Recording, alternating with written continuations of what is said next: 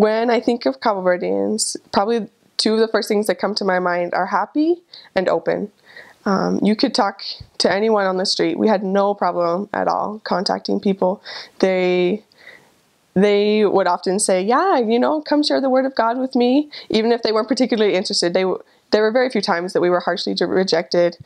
People were always open to at least hear what our message was, and even if they didn't particularly want to, you know, join the church or follow like what we believe, they're always very happy, very open, and they are just full of light. They're sweet, sweet people. The church has grown there so much because they've been prepared to receive the gospel, and they're really funny. They speak a Creole language, so they speak Portuguese, what they're taught in school, but then like their native language, they speak Creole, either Badio or Sampajudu, and they always they joke around a lot in that language, and they always tell little funny anecdotes, and the Creole was really fun, and you always hear them yelling it at each other in the street because they communicate in a very loud way, and so it's a place that it's very different being back in the States, especially in Utah, where it's really quiet here, especially in the evenings and things like that. They're Cabo Verdeans, they do enjoy, you know, a good party once in a while, and they're always, you know, just happy. They do live hard lives in the sense that they really have to work just to have, you know, food on their table. But I was always surprised by how happy they were, even though they live in such humble circumstances, and often difficult circumstances with their families, and just kind of like the social and political things that are happening there. They're very happy, and they're very optimistic, and they're really an example.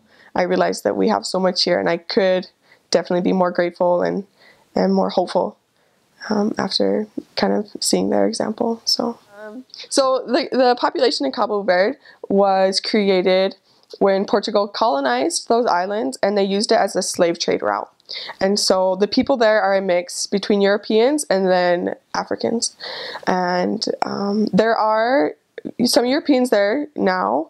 They usually come as like tourists, or they have businesses there. And there are people who come from West Africa still, but the Cabo Verdeans are definitely different from those two parties. They're very humble people, like I said, but they're very prideful in the fact that they are Cabo Verdean. I had many discussions with Cabo Verdeans that distinctly said they were not African and they were not European. They're Cabo Verdean. And so they have a lot of pride for their country.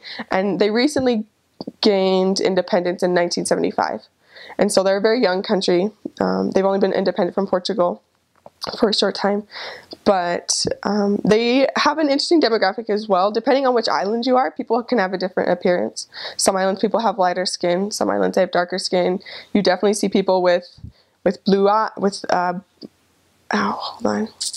You see a lot of Cabo Verdeans who can have green eyes or blue eyes. You can have blonde hair, you could have red hair, you could have black hair.